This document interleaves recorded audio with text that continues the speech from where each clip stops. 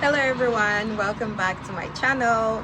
Today I want to share my experience as a mom weaning off my baby, and every child is different and every mom is different, so this is not a medical advice at all, just my journey and some things I learned along the way that might help another mother who is considering weaning off. So why we decided to wean. After breastfeeding for quite some time, I felt it was time to transition my child away from nursing. I knew it wouldn't be easy emotionally for me or physically, but I was ready to try. Day one, Friday. My first day was actually easier than I expected because I was at work all day. Being away from my son helped him distract him, and both of us, like, we weren't thinking about, oh, come and feed or whatever. That night, however, I had to travel to Syracuse for a graduation. By the time night came, my breasts were extremely engorged. Like, I was uncomfortable and in a lot of pain. At around 1 a.m. Saturday morning, my son was crying. I didn't go for the trip. He was crying nonstop, and honestly, I gave in. I let him nurse. Sometimes weaning isn't straight line, and that's okay. One thing that really helped was having him sleep in his room with his dad. Sleeping separately reduced the temptation for both of us. Like, it made transition very easier for me. Day two was Saturday. I left for Syracuse in the morning. This was a rough day physically for me. My breasts were still engorged. I developed headaches, back pain, and even pain around my armpits, like around the side. One thing that gave me a lot of relief was using cabbage leaves. I kept them on throughout the day. They really helped reduce discomfort and swelling. And it has to be cold cabbage, by the way.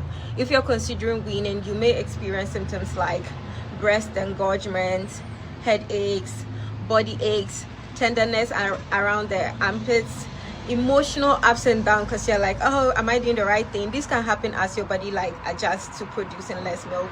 Day three was Sunday. Sunday was definitely the hardest day for me. The discomfort was at its peak, and I seriously questioned whether I wanted to continue, but I pushed through. And what helped me was that I wasn't even home. I didn't get home until midnight Sunday night. When I got home, I intentionally didn't let my son see me until the next day morning. I wanted to avoid triggering his usual nursing routine. And the first week was quite okay. The next morning he tried to nurse, but I didn't let him taste. I had applied a little bit of apple cider vinegar, which helped discourage him from wanting to continue sucking. He was like, yeah, when he tried it. To my surprise, he completely avoided my breast for almost 2 weeks. At that point, I thought we had successfully completed the weaning off process, but the unexpected setback was then around the week 3, my son caught a cold. When he wasn't feeling well, he wanted comfort of breastfeeding again, so he was ready to nurse. And honestly, I struggled to not give it to him. I remember my husband telling me to stop. He had started nursing once every night. I was hiding this from my husband. I would go to his room, sleep with him, try to get him. And at first, there wasn't much milk at all, and I assumed my supply was gone. But about 3 days later, I realized my body had started producing milk again, and my breasts that looked so small started being big again.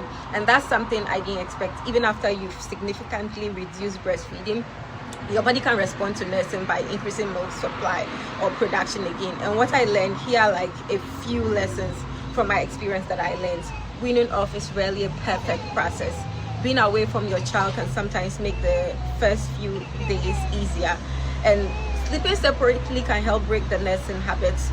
Cabbage leaves provided significant relief for engorgement. Your milk supply may return if nursing resumes, so don't say oh no. The emotional side can be just as difficult as the physical side. Consistency matters. You need to be disciplined. My husband was a huge support throughout this process. He kept reminding me not to let all our efforts go to waste whenever I felt tempted to give in. What helped me? Cabbage leaves for engorgement, staying busy and occupied. I'm not thinking about breastfeeding because I was tempted to be hey, come take it. Having dad helped with bedtime, sleeping separately, being patient with myself, taking ibuprofen on day 4 to help manage the pain because it was too much and the inflammation was there. Final thoughts: if you are a new mom thinking about weaning, know that it's a gradual process. Some babies transition quickly like mine, while others need more time. There may be setbacks, and that's completely normal. don't compare your journey to someone else. Every child is different, every woman is different. I'm still working through this process myself, and my goal is to be more consistent once my son's cold is completely gone. If you've gone through weaning, share your experience in the comments below, because I'd like to learn and others would like to learn. I love to hear what worked for you.